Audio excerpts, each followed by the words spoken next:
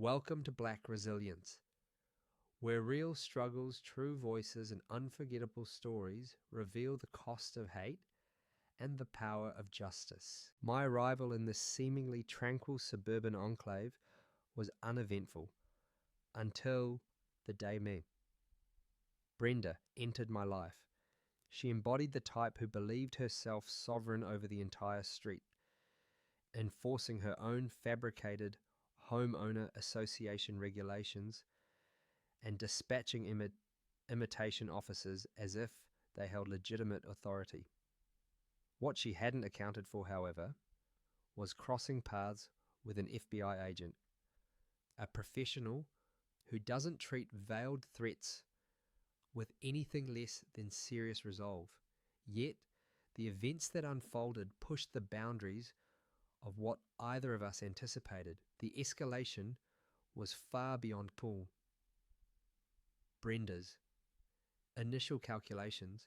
Before we delve deeper into this gripping narrative, tell me, where are you tuning in from today as we explore the depths of Black resilience? That morning, a furious pounding on my front door ripped me from sleep, so vehement it felt like the very windows vibrated. Still groggy, I rushed to the entryway, fearing an emergency. Peering through the peephole, I saw two individuals clad in matching uniforms emblazoned with the words HOA Police. Their badges appeared flimsy, almost like novelty items, yet they stood with an imposing posture, their gazes fixed on my door with stern authority. My heart began to race with an unusual intensity. I cautiously opened the door just a crack. "Can I assist you?" I inquired. The taller of the two, a man with a sharply defined jawline, pointed directly at me. "We're here on official business," he declared. "Your property exhibits several violations and we require access to inspect your garage." A wave of annoyance washed over me. "What exactly are you referring to? My garage contains nothing that infringes upon any rules." The shorter officer, a woman with narrow, calculating eyes, interjected sharply. "Don't complicate this. We possess authority from the HOA. I noted the absence of any mention of warrants or involvement from legitimate law enforcement. With a composed tone, I stated, "I am an FBI agent. If you have valid cause, you must present proper documentation." This elicited a smirk from the tall man. "Your employment with the FBI doesn't exempt you from neighborhood statutes." Just then, movement behind them caught my eye. Brenda, my neighbor, peered over their shoulders, a self-satisfied grin playing on her lips. She had always been known for her boisterous and domineering nature, constantly lodging complaints about every minor issue on our block. Instantly, I realized this whole spectacle must have been her doing, and a knot of unease formed in my stomach.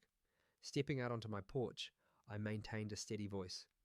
"Brenda, what is the meaning of this?" She lifted her chin defiantly. "Oh, I'm simply ensuring the regulations are upheld," she responded, her voice dripping with artificial sweetness. "Your profession doesn't grant you special privileges." The pseudo-officers nodded in agreement. "We've received reports of peculiar activity within your garage," the woman officer stated. I let out a tight, mirthless laugh. "Peculiar activity? Such as what?" Brenda merely shrugged. "I've detected noises late at night. It could be anything. You might be storing hazardous materials, or perhaps you're orchestrating something nefarious." My jaw tightened. "That is baseless fabrication, and you know it. If there were a genuine concern, I would cooperate. But this is harassment." The tall officer produced a piece of paper that resembled a typed form. It bore no official seal, no signature, only text proclaiming I was under investigation by the HOA Police. I struggled to remain composed. "That is not a legitimate document. Neither of you has the right to force entry." Brenda emitted a theatrical sigh. "Are you certain you wish to dispute this? I can append your refusal to the list of infractions." I glared at her. Since when does our HOA dispatch its own police force? I've resided here long enough to know we only have volunteers who oversee landscaping and exterior paint colours. The shorter officer brandished a plastic-looking badge inches from my face. We now possess expanded powers. Step aside. I shook my head emphatically. Unless you return with authentic law enforcement personnel and a valid warrant, you will not gain entry to my residence. The man took a step forward. Do not test our patience. I felt my anger flare, but I consciously suppressed it. As an FBI agent, I understood the critical importance of avoiding a physical confrontation on my own porch. Instead, I crossed my arms firmly. If you attempt to enter my property, you will be the ones facing legal charges. Brenda smirked once more. You can issue threats all you like. Everyone on the street is aware you believe yourself above the rules. Suddenly my phone vibrated in my pocket. Glancing at the screen, I saw my supervisor's name flashing. My stomach clenched. He had never contacted me this early. One moment, I told the fake officers, stepping back into my entryway. The tall man shouted after me, "We are not finished here." Ignoring him, I answered the call. My supervisor's voice sounded strained. "Get to the office immediately. We have a serious situation." My heart sank. Is this related to some complaint against me? There was a pause. Then he said, "I will explain in person." I terminated the call and returned to the doorway. The two fake officers remained, with Brenda looming behind them as if she were the proprietress of the entire scene. "I must leave," I stated. "I will address this matter later." The woman officer shook her head. "If you depart, we will register you as uncooperative." Brenda moved closer, her gaze icy. "Do you wish for your neighbours to witness your retreat?" I sighed deeply. "Brenda, this is absurd. You are aware you cannot place me under arrest." She tilted her head slightly. "I am not arresting you. They are, and I have no intention of preventing them." The male officer brandished a pair of plastic zip ties as if preparing to cuff me. I had to consciously force myself to maintain my composure. "Put those down," I commanded. "Impersonating a law enforcement officer is a felony. You comprehend that, do you not?" The woman officer clutched her radio, though I strongly doubted it connected to any legitimate dispatch. Brenda clucked her tongue. "You might be wise to heed their words. They possess the authority to issue citations." My jaw clenched tight. A fabricated citation holds no legal weight. The tall man waved the zip ties in my face. "Do you wish to ascertain if these are also fabricated?" In that instant, I fully grasped the gravity of the situation. They intended to provoke me into an impulsive reaction. It was a clear, unambiguous setup. I compelled myself to stand down, drawing a slow, deliberate breath. "Listen," I articulated. "I am departing to attend to an urgent matter pertaining to my actual employment. All of you must vacate my property." Brenda shrugged dismissively. "We will be observing. The HOA maintains vigilance." This prompted a tense laugh from me. "The legitimate HOA might, but you most certainly are not it." The male officer pressed his lips into a thin line. "We will issue one final warning." He then glanced at Brenda, who offered a subtle nod. "Should you fail to cooperate, we will recommend disciplinary action." I glared at them. "Recommend it to whomever you please. Now, remove yourselves from my porch." They retreated, but not before the woman snapped a photograph of me with her mobile phone. Brenda offered a sneering smile. "Do pose for the records." My stomach churned with disgust. I waited until they had fully exited my lawn, then slammed the door shut. My phone vibrated once more. Another message from my supervisor. "Hurry." My entire body felt taut, like a coiled spring on the verge of release. This was precisely what I least needed, particularly if a grave situation was unfolding at the bureau. Yet these ersatz officers had plunged my morning into chaos. And Brenda's Lingering grins still haunted my thoughts. It took a full 10 minutes to regain my composure before I finally retrieved my keys and departed. The phony cruiser remained parked at the street's end, its lights extinguished. I observed that while Brenda's car was gone, suggesting she might be circulating elsewhere, perhaps disseminating a distorted account of the morning's events to other residents. I drove away, attempting to regulate my breathing. My supervisor's tone on the phone had been ominous, unsettling me even more than Brenda's antics. As I merged onto the main thoroughfare, I found myself repeatedly checking my rearview mirror, half expecting that HOA police vehicle to pursue me, but there was no sign of them. Still, I felt caught between two unsettling realities: the sham officers intent on cornering me at home, and a significant unknown problem looming at work. I arrived at the FBI field office and proceeded inside. My supervisor stood in the hallway looking rigid and anxious. "You took your sweet time," he snapped, then gestured me into his office. I closed the door behind us, my heart hammering in my chest. He demanded an explanation for why local authorities were complaining about my threatening behavior. I recounted the entire situation, emphasizing that these officers possessed no authentic badges and that Brenda was orchestrating the scheme. He gazed at me for a prolonged moment. "Well, we have a problem," he stated. "Higher ups have flagged this issue. There's talk of misconduct, and I cannot shield you if it escalates." My stomach dropped. "But I am innocent," I insisted. "Someone is setting me up, or at least attempting to force me out." He rubbed his eyes wearily. "I don't care if they're real cops or not. There's paperwork alleging you resisted a lawful inspection. It's all nonsense, but it's on my desk now." A flush of anger rose up my neck. "Brenda must have submitted it. She has some deranged agenda."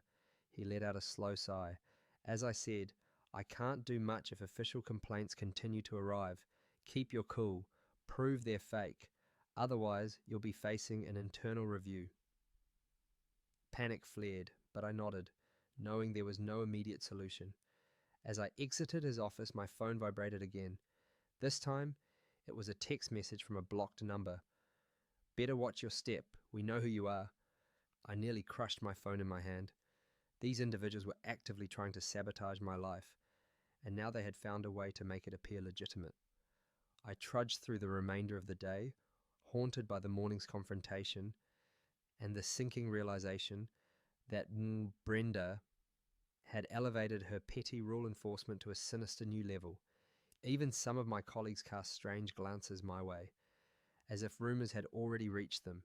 Before departing for home, I stopped by the break room where an agent named Chen pulled me aside. "Got a second?" he asked quietly. "Sure," I replied. He glanced around, ensuring no one was listening. "I overheard something in passing. Word is you're on thin ice. You might want to watch your back." My chest tightened. "You mean watch my back here or in my neighborhood?" Chen frowned. "Both, perhaps, and I'd keep a close eye on that Brenda lady. She's openly bragging about getting you into trouble." By the time I left the building, the sun was beginning to set. I drove home, my nerves frayed, wondering if those fake officers would be patrolling my street again. When I turned onto my block, indeed, I saw an unfamiliar SUV parked near my house. Its tinted windows sent a shiver down my spine. I parked, exited my vehicle, and eyed the SUV cautiously, but its engine was off and no one emerged. Maintaining steady breathing, I hurried inside, secured the door, and drew the curtains. Almost immediately, my phone chimed with an email notification. It was from the Bureau's Internal Affairs team, requesting an explanation for my morning altercation with the local security detail. I collapsed onto my sofa in a daze. Brenda had found a method to connect her phony patrol with actual authorities, and now my career was imperiled. Even though the so-called HOA officers had departed my house earlier, they still loitered in my neighborhood, and the Bureau was pressuring me for answers. With Brenda instigating trouble at every turn. I sensed that the storm around me was only intensifying, and I had no inkling how far her scheme would extend. I arrived home later that day and observed the same fake HOA police cruiser idling at the end of my street. My pulse quickened as I parked, but I forced myself to act naturally. Once inside, I peered through the blinds. The car remained stationary, as if challenging me to confront it again. I checked my messages, hoping for a reply from the real HOA or some indication that, Brenda's deception was unraveling. Instead, I found nothing but a bounced email and a menacing voicemail. The muffled voice warned, "We know you're digging. Back off, or this gets worse." That single line revealed that Brenda was not alone in this plot. The next day, I attempted to call the official HOA number listed on an old newsletter, but my call went straight to a recorded message about technical difficulties. Frustrated, I dispatched an email titled "Urgent, Possible Impersonation," only for it to bounce back as undeliverable. I even checked the neighborhood website. It displayed outdated information and no mention of any new security measures. It felt as though Brenda had severed every communication channel, leaving me with no official recourse. I resolved to contact a local police acquaintance named Detective Miller, a no-nonsense officer who occasionally exchanged intelligence with the Bureau. Over the phone, I summarized the situation: fake badges, bogus citations, and a neighbor spearheading the operation. Detective Miller sounded skeptical but promised to investigate the license plate of the so-called HOA vehicle. If it belongs to a private security firm, he stated, they cannot legally act as law enforcement. As I awaited Detective Miller's callback, the tension on my own block continued to escalate. Neighbors I had rarely conversed with now whispered behind their fences, scrutinizing me as if I were the antagonist. One morning, Maria, one of the few individuals who still spoke to me, knocked on my door looking pale and agitated. "They left this on my porch," she said, holding up a notice, demanding a fine for unapproved paint colors. I skimmed the text and recognized the same fraudulent language. They had aimed at me, threatening forced eviction if she failed to pay. She appeared on the verge of tears. I called the HOA for help, but the line was dead. Is Brenda even permitted to do this? My anger flared. "No, this is a scam," I asserted, wishing I possessed a solution. "Do not pay them. I will resolve this." But she merely shrugged, fear in her eyes. "I cannot risk losing my home. If no one is stopping them, then perhaps it is real." Meanwhile, work at the FBI transformed into a minefield. My supervisor summoned me for an update, his voice tight with frustration. "I'm receiving more reports of your conflicts with local authorities," he stated, tapping a folder on his desk. "Care to explain?" I did my utmost to detail Brenda's phony officers and presented him with the worthless citations they had affixed to my property, but he frowned and shrugged. "If they claim to be private security, I cannot make all this disappear. Higher-ups are asking questions, and they are not pleased." This left me feeling utterly cornered. Even if the so-called HOA police were imposters, the commotion they created was reverberating throughout the Bureau. I could not afford further trouble. Each day I worried about an email or phone call informing me I was officially under investigation. One evening I spotted Brenda standing in her driveway, arms folded as she watched me pull in. I exited my car and marched directly toward her, ignoring the nervous flutter in my stomach. "We need to converse," I declared. She merely raised an eyebrow. "Proceed." I maintained a cool tone. "You've unleashed these fake officers on me, and now you're targeting innocent neighbors. Why?" She flashed a thin smile. "It's not personal. People around here tend to forget that we uphold certain standards. I am simply ensuring we enforce them." I clenched my fists at my sides. "By terrifying everyone? That is not how this operates." She shrugged. "They don't appear intimidated to me. They pay their fines. They adhere to the rules, and life continues. My anger simmered. What is your ultimate objective? She tilted her head, as though perplexed by my inquiry. Ultimate objective? I am merely tidying up the neighborhood. You are the one refusing to cooperate. Before I could respond, one of the faux officers strode over, giving me a stern look. Move along, he commanded. We have business with Miss Brenda. My jaw tightened. You possess no legal authority here. He lifted a flimsy badge and smirked. We are all the authority we require. Rather than argue, I stepped back, unwilling to furnish them with another pretext to file a complaint. Brenda shot me a final smug glance before they walked off together, leaving me seething in the street. That night I sought to calm myself by reviewing old HOA documents from my filing cabinet. I discovered a reference to a once proposed security program that had never received approval. Brenda's name was listed as a primary advocate. The plan had been shelved when residents collectively decided they did not desire a militaristic presence in the neighborhood. Now, it seemed, she had unilaterally created her own version, employing any means necessary. A profound chill snaked down my spine. If she could manipulate an entire community, perhaps she also commanded influence in high places, friends who could cause genuine trouble for me at the FBI. A few days later, Detective Miller finally called back. That plate belongs to a private security outfit, but I can't find any licensing contract with your HOA, he stated, sounding more assured now. They're operating without authorization. I exhaled a breath I hadn't realized I was holding. This is proof they're not real officers, I asserted, relief mingling with indignation. But how do I connect it to Brenda? He hesitated. I cannot investigate further unless there's an official complaint on file, and thus far there isn't. My frustration boiled over. This is an official complaint.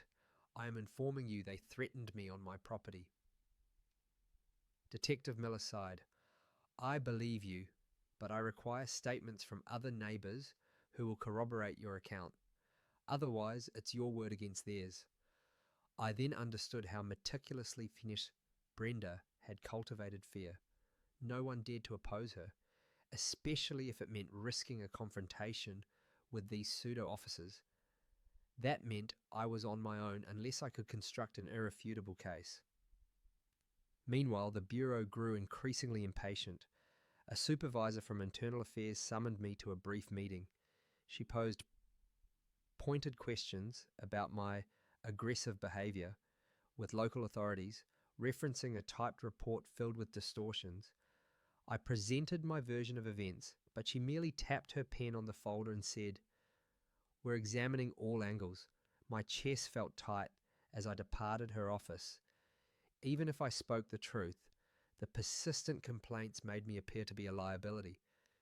Brenda was gaining the upper hand, utilizing her phony enforcers and fraudulent citations to erode my credibility.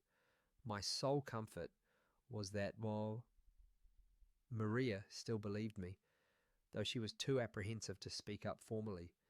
Just when I thought matters could not worsen, I discovered an envelope taped to my front door.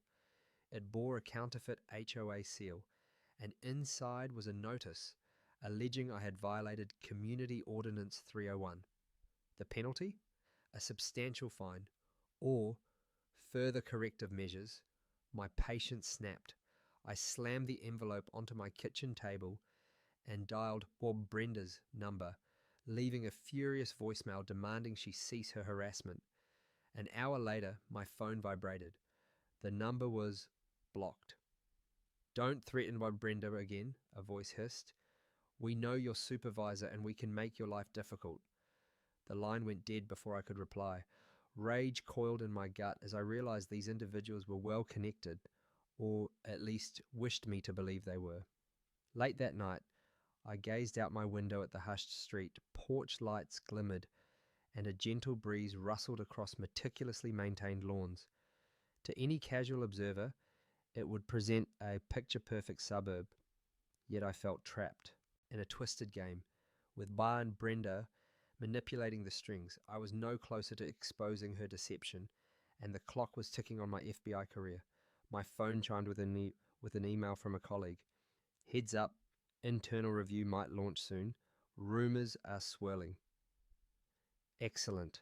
Another storm on the horizon, and I was still entangled in a battle with a neighbor who had discovered a terrifying way to seize power.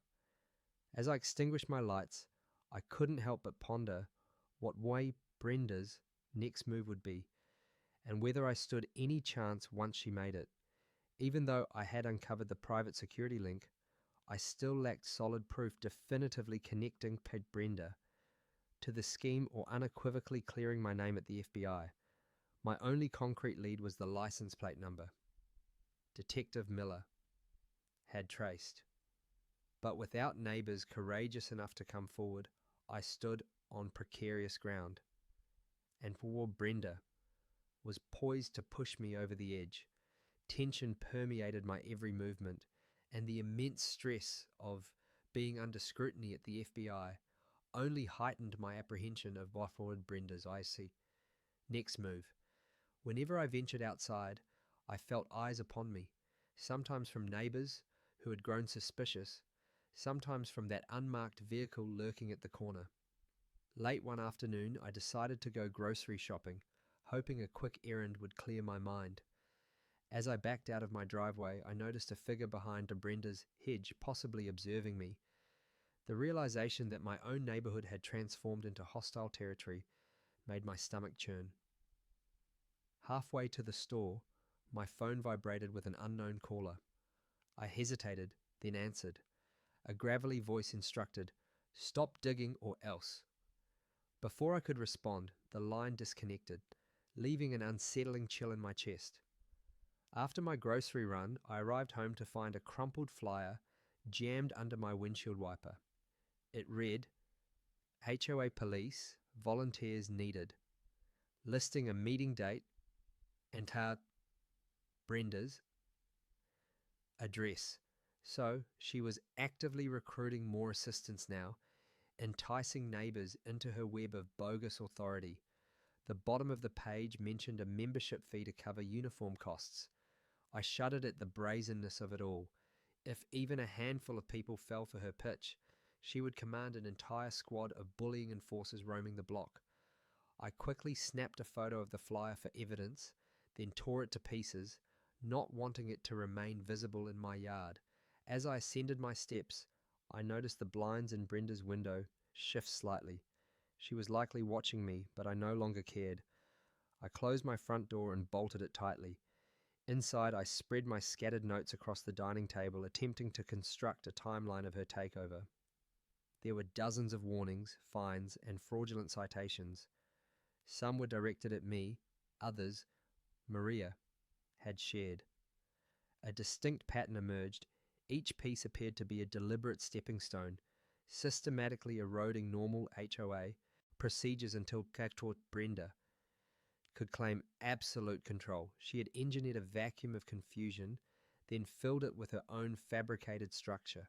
The pressing question was why, or more significantly, who else stood behind her? The voice on the phone that repeatedly warned me did not sound like any neighbor I recognized. It carried a menace that suggested genuine influence, implying someone with substantial resources supported her. That evening, I invited Maria over so we could collaboratively piece together what we knew. She arrived with a thick envelope of her own documents. I found old newsletters that mentioned Brenda taking over the events committee, she explained, settling at my table. At the time, we thought she merely wished to manage block parties and yard sales. Now, I see she harbored grander ambitions. I flipped through some of the pages, shaking my head in disbelief. It's as if she's been meticulously planning this for years, waiting for the opportune moment. Maria's hands trembled as she indicated a line from a 6-month-old letter. Local security guidelines will be enforced for the safety of all residents. It bore Brenda's signature alongside a vague reference to third-party officials. Maria placed her hand over mine. "Do you believe any part of this is legal?" she inquired, her voice tight with apprehension. I shook my head. No. But no one is stopping her. We exchanged a grim look. Even the genuine HOA boarder was out of the picture, either silenced or forced into hiding, and the police wouldn't act without clear evidence of criminal wrongdoing. As for the Bureau, I was trapped behind layers of internal reviews. The next day, I resolved to visit Wall Detective Miller in person. Perhaps if I presented him with the accumulated documents, he would grasp the full scope of Brenda's plot. I drove to the station, the flyer and citations stacked neatly in a manila folder on my passenger seat. My heart hammered in my chest, worried that someone might be following me. At a stoplight, I spotted a black sedan with tinted windows behind me. It lingered too long when the light turned green, intensifying my suspicions. Once I reached the station and parked, the sedan slowed, then turned down a side street. My pulse pounded, convinced I had just been tailed. Inside, Detective Miller ushered me into a cramped office. "Sorry for the mess," he apologized. "We're short on space right now." I placed the folder on his desk and explained everything. The menacing calls, the flyers, the fresh push for more fake officers, the rumor that they were collecting money. He scanned through the pages, whistling softly. "This is more extensive than I initially thought, but how do we definitively link it to Brenda?" I leaned in. "We have her name on multiple documents, plus neighbors who can provide testimony. If you require statements, I can gather them." Detective Miller frowned. "We'd need them in writing, and these individuals cannot be too fearful to sign their names. Otherwise, it's merely hearsay." A heavy sigh escaped me. My neighbors were terrified of crossing with Brenda. And I couldn't blame them. For all I knew, she wielded genuine power somewhere, or at least possessed powerful allies. I inquired again about the tinted SUV's license plates, hoping there was more to uncover. He scanned his computer. "It's registered to a private security firm with affiliations to an out-of-state corporation. Could be some shell company, difficult to trace." My shoulders sagged. "So, essentially a dead end?" He nodded, his expression grim.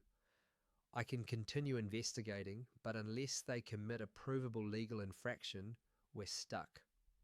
I swallowed my frustration and thanked him, though it felt as if I was no closer to stopping.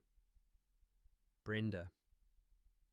On my way out, my phone vibrated, a text from my supervisor. "We need to talk ASAP.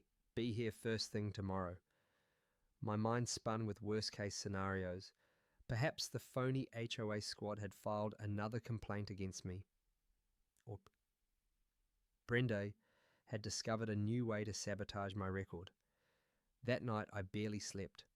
My thoughts swirled with a sense of impending doom, certain that one Brenda P.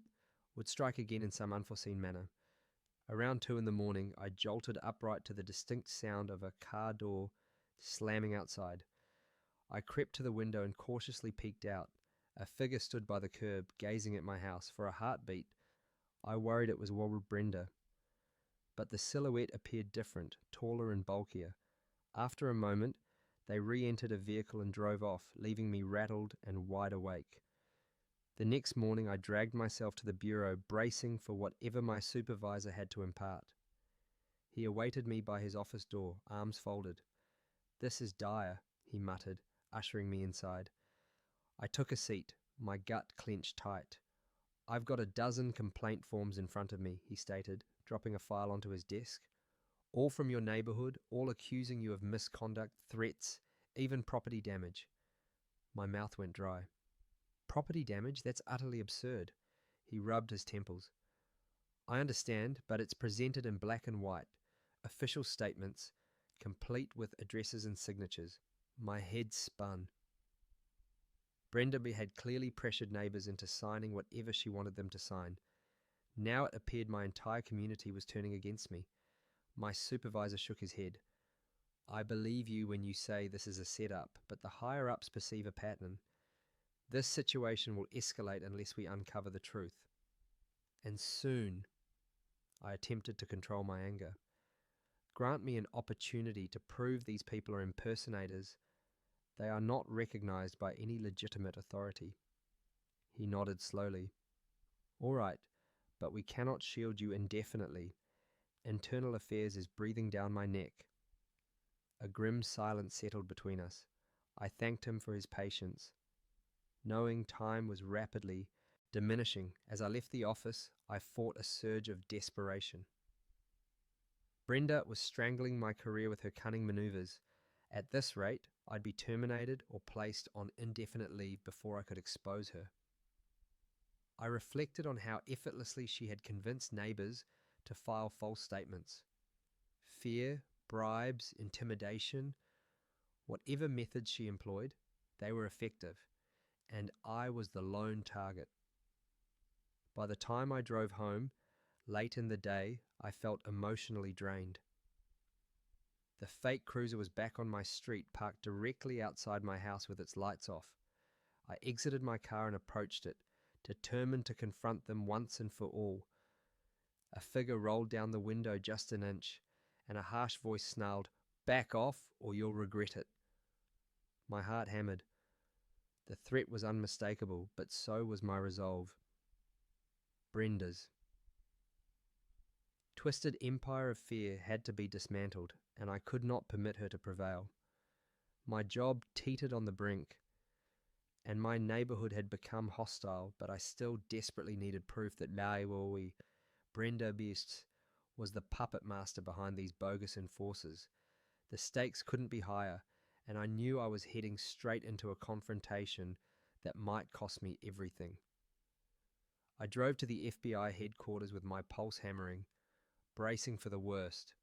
My supervisor had informed me about an official inquiry into my so-called misconduct, and I was already running on fumes. Weeks of harassment, false reports, and escalating tension with Brenda's. Phony patrol had left me exhausted and jittery. As I walked into the large, echoing lobby, I noticed people casting wary glances my way. News of my troubles had spread, and it felt as if I was wearing a giant target. A tight knot formed in my chest. I tried to steady my breathing and remind myself that the truth was on my side. When I reached the conference room, an agent I barely knew opened the door and led me inside. At the long table sat a panel of higher-ups, each wearing a stern expression. My supervisor stood near the back, arms folded, looking grim. An older agent cleared his throat. "We're here to discuss the numerous complaints lodged against you. They involve alleged threats to neighborhood authorities and repeated refusals to comply with local regulations." My heart pounded. "Those authorities are fakes," I asserted, fighting to keep my voice calm. "Their badges aren't real, and the HOA never sanctioned them." One of the panelists, a steely-eyed woman, lifted a thick file. "We have sworn statements from at least 10 neighbors claiming otherwise. They allege you bullied them." My blood boiled. "I possess documents proving this is a setup. The so-called HOA Police belong to a private security firm with no legal standing." The panel exchanged glances, but their expressions remained guarded. Suddenly, the door swung open and in walked Brenda. She wore a suit, a departure from her usual casual attire, and carried a sleek briefcase. My mouth fell open. In shock. "What is she doing here?" I blurted, my voice raw with disbelief. One of the agents cleared his throat. "Ms. Garrett has submitted evidence on behalf of the local enforcement group." My mind reeled. So Brenda was invited to testify against me in an official FBI inquiry. She stepped forward, calm and collected. "Good morning," she stated, sounding far too polished. "I represent the interests of our community. I would like to rectify a few misunderstandings." My supervisor shot me a stunned look. He hadn't warned me. Brenda might appear. For a moment, I couldn't speak. Brenda opened her briefcase and produced a neat folder. These files include reports from the neighborhood watch, she explained, laying them on the table. They detail repeated noise complaints, suspicious activity, and even a few alleged break-ins linked to this agent's address. I bristled. That's a lie, I snapped, but she continued without missing a beat. We implored him many times to cooperate with our volunteer police program, yet he refused, claiming we lacked authority. She let out a delicate sigh. We merely sought to keep our streets safe. I stared at the panel, struggling to keep my voice level. Brenda is not speaking the truth. She initiated this scheme months ago, terrorizing neighbors into supporting her. She's utilizing false citations to extort money from them. I've even seen the fabricated forms. The steely-eyed woman on the panel raised an eyebrow. Do you possess these forms with you? My heart dropped. Not physically, but I emailed them to... Brenda shook her head, feigning disappointment. I'm afraid we have no record of that. Perhaps the agent is confused. My anger surged. She was better prepared than I had anticipated, weaving a narrative that portrayed me as a rogue agent. Then came the twist that made my jaw drop. The older agent turned to Brenda and stated, Before we proceed, we should disclose your family connection. Brenda gave a curt nod. Yes, of course. She glanced at me with a pitying smile. My uncle is the deputy director of this bureau. My stomach lurched. The deputy director was near the apex of our chain of command. If he was her uncle, that explained absolutely everything. How she had managed to shut down the real HOA's communication lines, how my neighbors felt utterly powerless, and how she had successfully filed official complaints that reached my supervisors most swiftly. One panelist cleared his throat. Given Ms. Garrett's a connection, we must ensure impartiality. But these claims are serious. Agent, can you provide concrete proof of criminal activity? My voice wavered. I have records showing the security firm is unlicensed and neighbors who have informed me they're being extorted, but they're too afraid to come forward. Brenda pressed her lips together. My family and I care deeply about law and order.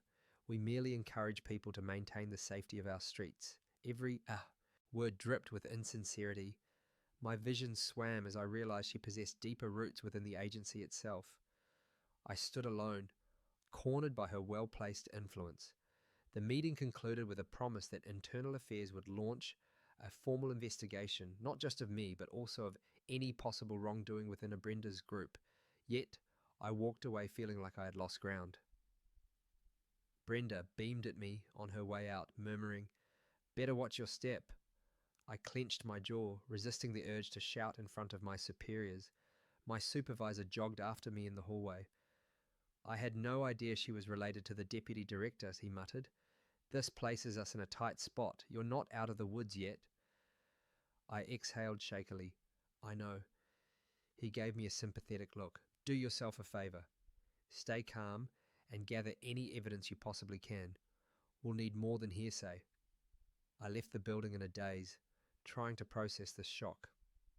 Brenda's me. Uncle was one of the highest-ranking officers in the FBI. That meant she had access to connections and resources I never dreamed of. If she could convince my neighbors to back her, what could she achieve with her uncle's power behind her? My knees felt weak as I reached my car. There was no guarantee Internal Affairs would believe me now, not when Brenda had official channels on her side. I sat behind the wheel, gripping the steering wheel so hard my knuckles turned white, struggling not to panic. My badge felt heavier than ever in my pocket. Even though I was part of the FBI, I was fighting an enemy who had the agency's own leadership in her back pocket. My only hope was to expose Brenda's private security scam beyond any shadow of a doubt. But with her family ties and my own reputation on the line, I realized I might have to risk everything, even my career, to bring her down. I drove home from that inquiry, feeling as if the floor had dropped beneath me. Brenda's influence reached the highest echelons of the agency, and I was now under an even darker cloud of suspicion. My supervisor attempted to reassure me we would find a solution, but his voice held little conviction. Once I pulled into my driveway, I felt every nerve on edge, meticulously scanning the street for that fake cruiser or the tinted SUV. It was growing late, and most houses had their lights on, but the road appeared empty at first glance. I let out a shaky breath, hoping for one night of normalcy. The moment I stepped inside, however, my phone buzzed with a text from Pierre Maria. "They're at my door. I'm scared." My heart pounded. I rushed over to Wakolaport Maria's house on foot, keeping close to the shadows. Sure enough, the so-called HOA officers were parked directly in front of her place, engine running. As I crept up behind a hedge, I saw them on her porch, pounding on the door. The taller one yelled, "Open up or we'll mark this as another violation." My anger flared. These bullies had gone too far. I cleared my throat, loud enough to capture their attention. One officer turned, his face twisting into a scowl. "You again," he muttered, grabbing at something on his belt. I held my ground, raising my voice. "I'm FBI. This is intimidation. Leave her alone." The other officer reached for a phone. "That line won't save you anymore. We have friends in high places." I nearly laughed at the irony. They were admitting their connection to Brenda's network. Maria cracked the door open, eyes wide with fear. "Please, just go," she whispered, trembling. One officer whipped out a form. "We need you to sign this statement confirming that your friend is harassing the neighborhood." My pulse jumped. They wanted her to turn against me. Furious, I stepped forward. "Back off! She's signing nothing." The second officer shoved me and I stumbled onto the porch steps. Before I could fully regain my balance, the taller one pulled out his plastic zip ties, a nasty smirk on his face. "I'd be careful," he warned. "One wrong move, and we'll file assault charges." I managed to keep my composure.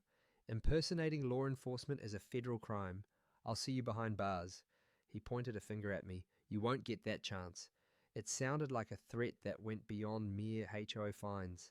Suddenly, a voice behind us said, "What's going on here?" I turned to see War Detective Miller, the local police officer I'd contacted before. He must have been off duty and checking on the area. Relief swept over me as he approached, badge prominently displayed. The fake officer stiffened, clearly unsure how to play it. Detective Miller surveyed the scene. "Ma'am," he addressed to Maria, "are these men trespassing?" She nodded quickly, eyes brimming with tears. "Yes, they won't leave." Detective Miller nodded at me. "I got your text about suspicious activity, but it took me a while to swing by." He faced the officers. "Show me some identification." The taller one flashed his phony badge, but Detective Miller, she didn't even blink. "That's not official," he stated. "I want a driver's license right now, or you're both coming in for questioning." The officers glanced at each other, then one stammered, "We have the right to be here, authorized by the HOA." Detective Miller crossed his arms. "You don't have the right to threaten a homeowner who's telling you to leave. This is private property. Now step away from the door." He radioed in a request for backup, which made them turn pale. The taller man sneered at me one last time before they hurried to their cruiser. Detective Millard and I followed them out, but they drove off before we could stop them. He caught their plate number and muttered, "We'll see what we can do, but you know how tricky this might get." Maria was shaking as she thanked our Detective Miller. After he left to file a report, I helped her back inside, where she sank onto her couch. "They want me to blame you for everything," she whispered, her voice tight with panic. "They said if I didn't sign, they'd take me to court for not following HOA regulations." I tried to steady her. "It's a bluff. Their paperwork has no legal backing. We'll prove it." Even as I said it, I felt a sting of doubt. Brenda's circle had already managed to worm their way into an FBI inquiry and coerce half the neighborhood. Nothing was off limits for them. I stayed with Maria a while, discussing possible next steps. She agreed to give a formal statement to Watt Detective Miller about the harassment, which might be the breakthrough we needed. By the time I headed home, night had fully settled in. Crickets chirped and porch lights glowed up and down the street, but a sense of unease wrapped around me. My phone buzzed again, this time a text from a number I didn't recognize. You're out of time. Cooperate or lose everything. My chest tightened. They were doubling down now, growing bolder after the near confrontation. I slipped inside my house, locked the door, and sank onto the couch. I had no illusions left. Brenda's hold was massive, aided by her uncle's status in the FBI. If I wanted to take her down, I needed concrete evidence that even her family ties couldn't dismiss. My mind churned with ideas, but each one felt riskier than the last. At some point, I drifted off, haunted by thoughts of job suspension, or worse. The next morning, I found a slip of paper stuffed in my mailbox. Meeting tonight at the community centre. Be there, it read, with no signature. Part of me suspected it was another one of Brenda's traps. Still, curiosity and desperation prodded me. If she was holding some public gathering, I might finally catch her in the act, perhaps even record the bogus claims she made. But I couldn't shake the fear that this was a setup designed to humiliate me or paint me as a threat once more. I sat there, staring at that note, feeling the weight of everything. My shaky position at work, my powerless neighbours, and the looming threat of Chan Brenda's shadow army. My phone chimed with a message from Bacchus Detective Miller. We need more witnesses or I can't file charges. Press them. I felt a faint flicker of hope. If the community centre meeting was real, it might be my chance to gather testimonies, expose the true face of the so-called HOA Police, and finally corner Brenda.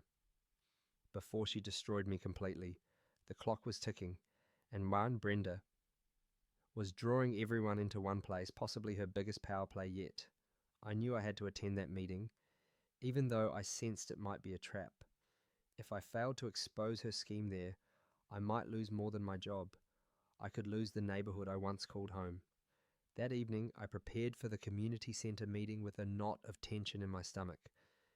If Brenda was planning something significant, I needed to be ready.